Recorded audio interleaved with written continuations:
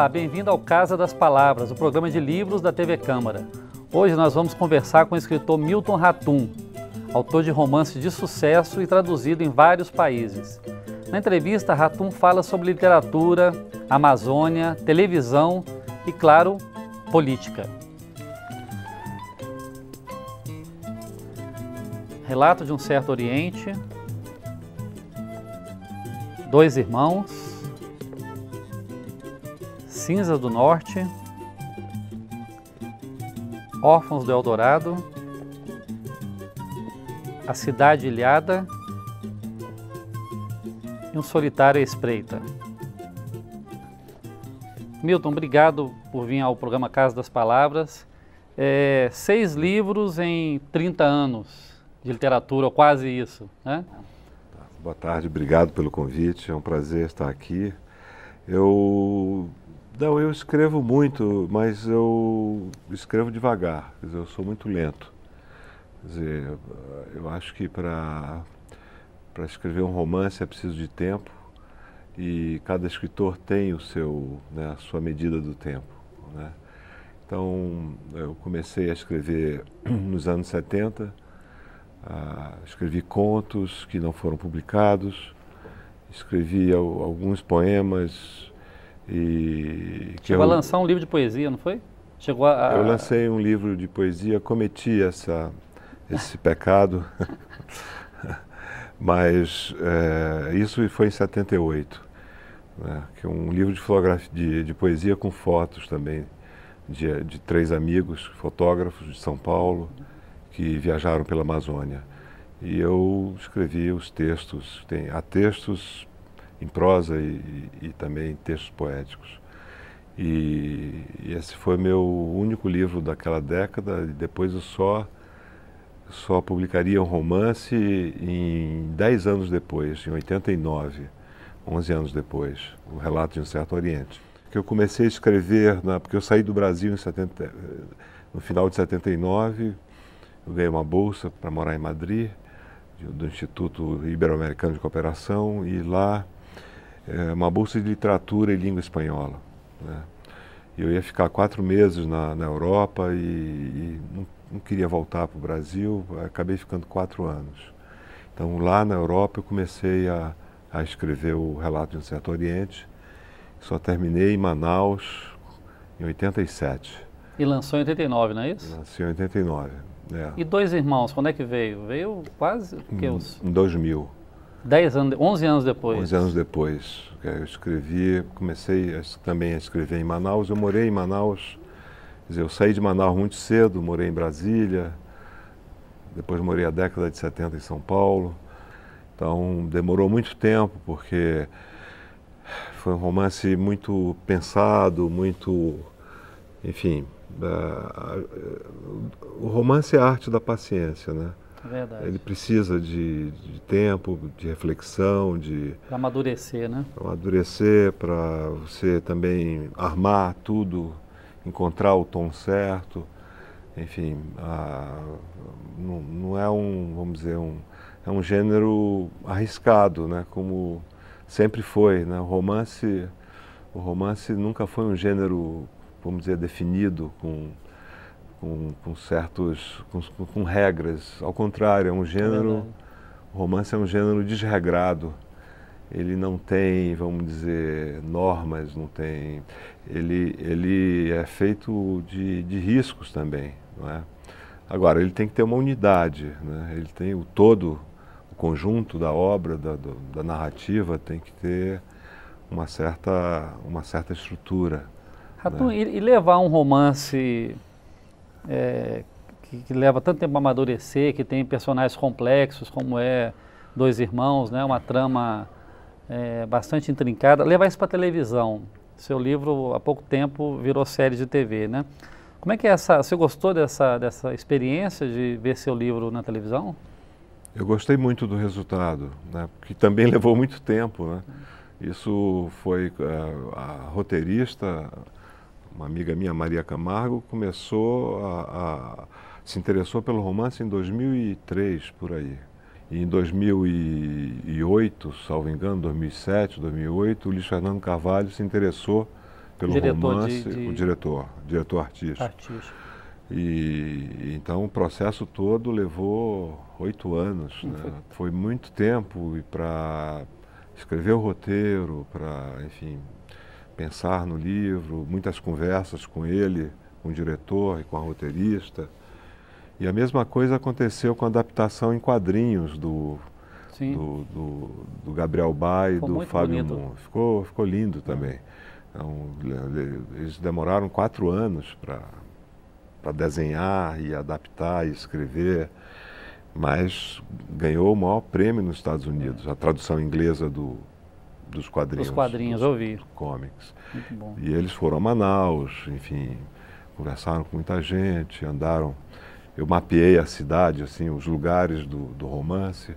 E você também tem uma coisa de, por ser arquiteto, você também gosta de desenhar para você, né? Eu já soube que você não gosta de mostrar, mas você desenha para você os locais por onde as tramas acontecem, não é isso? Porque eu penso muito e faço um esboço antes de escrever, eu tenho que ter vamos dizer, essa história um pouco armada na minha cabeça, aí eu penso nos personagens, nos conflitos, na trama toda, começo pelo fim, geralmente, para não me angustiar, para saber logo como isso vai terminar. Vai reconstruindo ao contrário. E aí eu faço o caminho inverso, exatamente. Então, esses desenhos, esboços, eu faço antes de começar. E essa é uma herança do arquiteto, né? do arquiteto que eu não fui, né? Eu fui durante pouco tempo. Você falou uma hora que você foi para a Europa e não sentiu vontade de voltar, né? Essa sua ida para lá teve um lado político também, assim, de deixar o Brasil no momento em que o Brasil não estava passando por um bom momento, né? Como é que foi isso, Milton? Olha, minha geração, né, ela passou toda a sua juventude, a primeira, a segunda, toda a juventude e a maturidade, né, sob a ditadura. Né? Quer dizer, eu tinha 12 anos quando aconteceu o golpe militar, em 64, e você viver sob censura, né? Eu participei do movimento estudantil, nunca entrei em nenhum grupo político, né? Eu queria uma liberdade, participava como milhares de estudantes participavam, né? Contra a censura, contra a repressão, enfim, pela liberdade, né? Mas foi em Brasília que você realmente viu mais de perto essa questão da ditadura, né? De muito perto. Muito perto. Né? Porque eu estudei no extinto CIEM, no Centro Integrado de Ensino Médio. Uma espécie de colégio de aplicação, né? Isso, da UNB, né? Que era acoplado ao campus da Universidade de Brasília.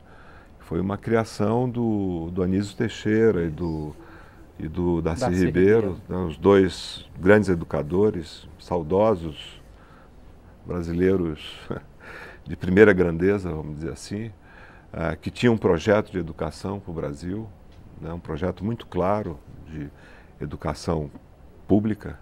E eu tive a sorte de passar no exame do CIEM, né, eu vim de Manaus, tinha 15 anos, e eu estudei, eu acho que foi o melhor colégio da minha vida. O CIEM era uma escola fantástica. Uma coisa meio laboratório, né? Era um grande laboratório, era um colégio, tinha 60 ou 70 professores e 400 alunos. Tinha laboratório, tinha fotografia, teatro, escultura, artes plásticas, tinha uma formação em ciências humanas. Não era nada dirigido, não tinha nada partidário, né? Isso é bobagem dizer que as escolas têm partido. Não tem partido, não tinha partido nenhum. Mas quando você lê um romance poderoso, de qualidade, como São Bernardo ou Vidas Secas, do Graciliano Ramos, você entende profundamente o patriarcalismo, as relações patriarcais no Brasil. Né, o mandonismo, vamos dizer, a vida, vamos dizer, a desigualdade, isso não está totalmente explícito. Isso está vamos dizer, no subtexto da narrativa. Você vai muito a escolas, conversa muito com estudantes, né? E nós estamos numa TV de uma casa política, né? O que você diria assim, para quem estiver nos assistindo agora, como é que a gente pode resolver o problema da educação hoje no Brasil? Olha, a minha sugestão é muito modesta, porque a voz dos escritores é uma voz que repercute vamos dizer, um volume muito baixo, né? Acho que os políticos não ouvem muito os escritores e os educadores, né? Deveriam ouvir mais, sobretudo os educadores. Mas eu acho que, em primeiro lugar, há vários problemas, né? Por exemplo, é impossível um professor de escola pública se dedicar com muito empenho, com paixão à sua profissão, com um salário ridículo de R$ 1.500, em média, quando né? Quando chega a esse patamar. Então, os salários são muito baixos, as condições também não são boas, as condições físicas, né, pedagógicas não são boas. E depois eu acho que há falta um envolvimento da sociedade na questão da educação. O envolvimento dos pais, o envolvimento da família, o envolvimento, enfim, de toda a sociedade, e inclusive dos políticos, no sentido de melhorar a educação. E falta, acima de tudo, o envolvimento dos 5.570 prefeitos dos nossos municípios. E eu me pergunto se a maioria desses prefeitos estão, de fato, empenhados na educação das crianças e dos jovens brasileiros. Porque muitas vezes o MEC, o Ministério da Educação, ele manda livros, e manda bons livros. E eu já vi em várias escolas do interior do Brasil, até em São Paulo, caixas de livros fechadas, jogadas. E muitas das nossas adversidades, mazelas e talvez do nosso impasse, né, tem muito a ver com vamos dizer, com essa falta de compromisso com a educação pública, né? Milton, eu vou precisar dar um intervalo, a gente volta e continua falando sobre educação, tá? Vamos fazer um pequeno intervalo e voltamos já, mas antes vamos saber o que os nossos deputados têm a dizer sobre livros. Para o Casa das Palavras, a minha sugestão é As Cidades Invisíveis, de Ítalo Calvino. O autor, nascido em Cuba e que viveu na Itália durante toda a sua vida, é uma das figuras principais na literatura, procurando sempre a leveza das palavras. Em As Cidades Invisíveis, ele faz um diálogo imaginário, ele produz um diálogo imaginário, onde o maior viajante de todos os tempos, o veneziano Marco Polo, debate com o imperador dos tártaros, Kublai Khan. E neste debate ele apresenta cada cidade que visitou. E hoje eu gostaria de convidar a todos, até pelo momento político que nós vivemos, para ler o livro da biografia do Barack Obama. Com a eleição do Trump, nós estamos vivendo um antagonismo na política norte-americana, mas que se estende para todo mundo. E essa biografia traz a história de um dos homens mais poderosos do mundo, mas também que teve uma superação muito bacana. Então é uma biografia que eu já li 2 vezes e que eu tenho certeza absoluta vai fazer bem a todos.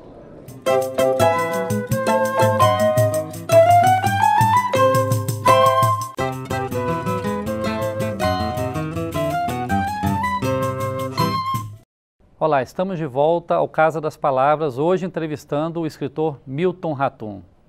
Ratum, você estava falando sobre educação no bloco anterior, né? Você visita muitas escolas do interior do Brasil, você já falou isso numa palestra que eu assisti, conversando com estudantes, né? Qual é o interesse do jovem brasileiro, do adolescente, pela literatura? Você conversa muito com eles. Olha, eu acho que dizer que o brasileiro não gosta de ler, não se interessa por livro, é um mito negativo. É um dos nossos mitos negativos. Isso eu nunca entendi e nunca aceitei também. Porque eu vejo que os jovens vamos dizer, se interessam pelo livro, se interessam pela leitura. Agora, Você viu isso de perto, você ouve isso, né? Eu fui professor durante 15 anos, eu visitava escolas em Manaus, eu visito escolas em São Paulo, em vários lugares do Brasil, aqui mesmo em Planaltina, já visitei escolas. A recepção é muito calorosa, interessada, as pessoas querem ler e muitas vezes não têm condições de ler. Faltam livros, faltam bons livros, faltam condições, às vezes, físicas, do espaço físico. Boas bibliotecas. Leitura, boas bibliotecas. E a gente tem que entender uma coisa, a maior parte da população brasileira é pobre, e é muito pobre. Então, uma família, vamos dizer, carente, uma família não estruturada, é difícil você formar um ambiente de leitura. Então, o lugar da leitura, o lugar privilegiado da leitura é a escola. Deve ser a escola pública. Eu me lembro quando eu morava na França, em Paris, uma das cenas mais, que mais me tocaram era perceber que na saída, quando os pais iam buscar seus filhos na escola pública, no liceu francês, ali estavam filhos de imigrantes, negros, árabes, asiáticos e os filhos da classe média e da elite francesa. Lendo. Na mesma escola. Então eu pensei, essa é uma sociedade democrática. Porque eu, que sou filho da escola pública, sempre estudei em escola pública, em contraste com a educação dos meus filhos, e eu falo isso para eles. Falei, vocês são privilegiados, são muito privilegiados, né, porque eu pago uma escola cara para vocês estudarem, né, e isso não está correto. A gente não sabe se a classe média abandonou a escola pública ou a escola pública abandonou a classe média, né? Eu acho que esse foi um desmonte da ditadura.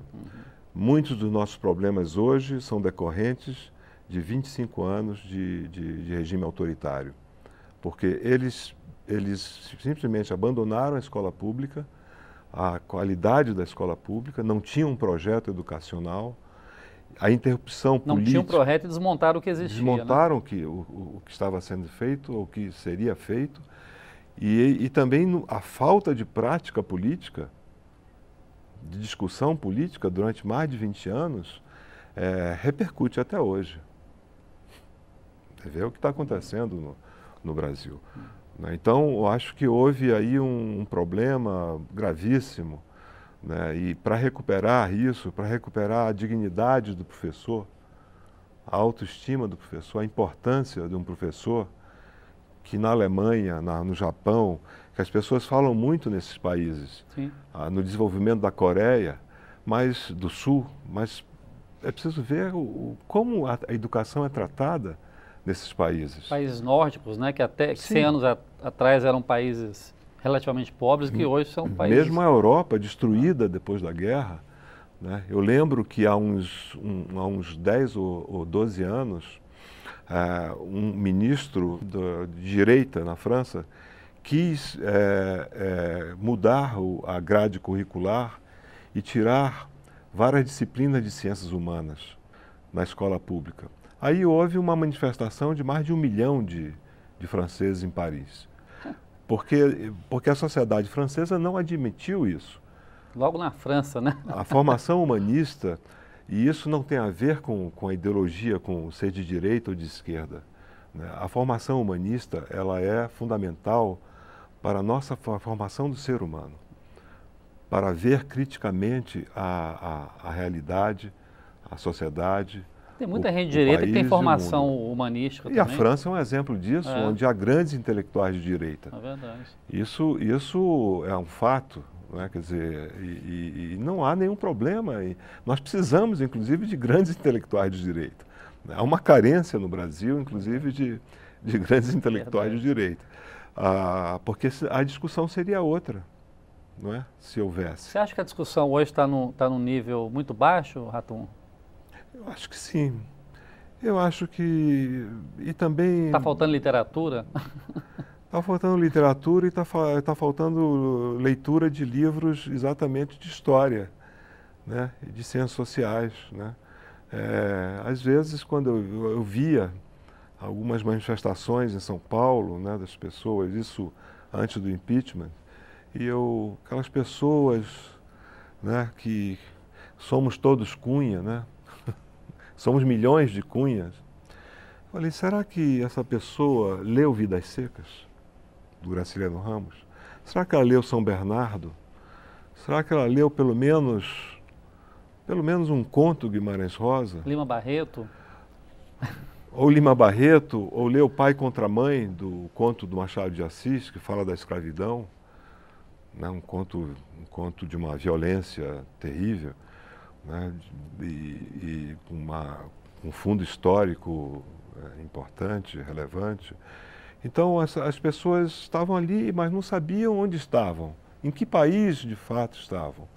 Porque se você não tem noção da sua história, do processo histórico, você confunde muitas coisas e você é facilmente manipulável, né? Quer dizer, eu acho que tanto é que essas pessoas se recolheram, né? Não há mais manifestações, né? Quer dizer, não falta um entendimento. Eu acho que há uma incapacidade de compreensão histórica, né? Quem nós somos, o nosso passado de escravidão, o que gerou esse passado, como ele repercute no nosso presente, né, na história republicana, essa desigualdade brutal, né? O Brasil não é um país democrata. Sinto muito falar isso nessa casa, né? Mas eu considero a democracia brasileira apenas uma caricatura ainda. Está em construção ainda. Eu acho que está em construção, uma construção muito lenta, com muitos traumas. É preciso passar por esses traumas. É preciso passar por toda essa, vamos dizer... Ter paciência com o Brasil. E é preciso ter paciência com o Brasil, como se tem paciência com a vida, porque as coisas, elas não são feitas às pressas e não são feitas também com... vamos dizer assim, sem planejamento, não é? O Brasil não tem planejamento, né? Nós não planejamos, nós somos incapazes de planejar uma política para a Amazônia, por exemplo. Eu queria aproveitar que você falou da Amazônia e te perguntar uma coisa. Você acha que a literatura, falando da Amazônia, ajuda as pessoas a conhecerem melhor a Amazônia e ajudar, inclusive, a proteger a Amazônia, que é o nosso patrimônio natural mais rico que a gente tem? Um patrimônio, eu diria, cultural. Mais do que natural, né? Mais que natural, porque quando você fala na Amazônia, você não pode deixar de falar dos índios, né? Da cultura indígena. A minha cidade, Manaus, é o nome de uma tribo indígena. As línguas indígenas, né? Das línguas indígenas, da cosmologia, né? Dos mitos indígenas, da nossa herança, da herança indígena na nossa sociedade, na formação da sociedade brasileira. Quer dizer, nós estamos desprezando aí toda uma cultura que faz parte, né? É parte constitutiva da floresta. São os povos da floresta, né? E a Amazônia, eu acho que os leitores, muitos leitores, isso eu soube porque alguns me mandam mensagens e falam sobre isso. Eles foram a Manaus, a Belém, foram ao Acre, ao Amapá, enfim, foram à Amazônia, Roraima, depois de ter lido o Cinzas do Norte ou Dois Irmãos, né? E eu acho isso eu acho muito legal, porque o livro ele tem, vamos dizer, conflitos num determinado espaço. E esse espaço é a cidade de Manaus. Ou é Parintins, ou é o Médio Amazonas, enfim, ou um pouco Belém, né, porque os personagens transitam, né? E alguns foram para lá, muitos foram para lá depois de ter lido... Para conhecer o cenário onde se deu a trama. Conhecer o cenário. E, claro, alguns não encontraram a Manaus dos livros, porque a minha cidade, infelizmente, foi destruída. O centro histórico de Manaus foi bastante... Não foi só Manaus, destruído, né? Acho que é uma tônica meio nacional, o Brasil, né? Todo, mesmo Brasília. É uma cidade nova e já tem problemas de... Eu fiquei chocado com essas torres do setor hoteleiro norte, uma coisa absurda, como que a especulação imobiliária, as construtoras passam por cima da... São pessoas que não têm amor à sua cidade, ao seu passado, não têm um vínculo afetivo com a sua história, né? Isso não é só triste, é revoltante, né? Eu queria aproveitar que a gente está falando de Brasília, então já que você puxou o tema para Brasília, você está lançando um livro aí que ainda não tem data para sair, mas que já está em gestação, né? Sua longa gestação. E que o primeiro, parece que são 3 tomos, não é isso? E o primeiro se passa em Brasília. Você podia falar um pouquinho para a gente poder, antes de encerrar o programa, que a gente está chegando ao final já, Milton? Esse romance tem um título provisório de O Lugar Mais Sombrio. Ele foi projetado para ter 2 ou 3 volumes, né? O primeiro, certamente, tem a ver com Brasília, com a minha experiência de vida de Brasília no final dos anos 60 e começo dos anos 70. É um romance de formação. É a história de um grupo de personagens, de jovens, meio perdidos. E se encontram aqui em Brasília? Se encontram em Brasília, uma cidade que estava nascendo, que tinha 8 anos de idade só. E, enfim, são as perplexidades, os impasses, e os sonhos e as ilusões, vamos dizer, de uma parte dessa geração. Essa é a minha, vamos dizer, eu não sei quando eu vou terminar, se eu vou publicar esse ano ou no ano que vem, mas é um livro que tem muito da minha vida, mas da minha vida transfigurada para a literatura, porque a ficção, ela não copia a vida, ela transfigura a vida, né, através da linguagem, da imaginação. É uma autoficção? Não. É ficção? Não, é uma ficção mesmo, ficção em sentido pleno. E o segundo e terceiro tomo já tem algo desenhado? O segundo volume é, vamos dizer, a continuidade desse grupo, né, e de outro grupo em São Paulo. É a vida universitária. E o terceiro volume seria uma história de uma personagem franco-brasileira em Paris, contando a sua história para um dos personagens principais, ou narrador principal dos outros 2 volumes. Milton, obrigado por vir ao Casa das Palavras, tá? Eu que agradeço. Estamos encerrando mais um Casa das Palavras. Entre em contato com a gente pelo telefone 0800 619 619 ou pelo e-mail casadaspalavras@câmara.leg.br. Você pode assistir a este programa e outros no nosso site câmara.leg.br/Casa das Palavras. Obrigado pela audiência, boas leituras e até a próxima.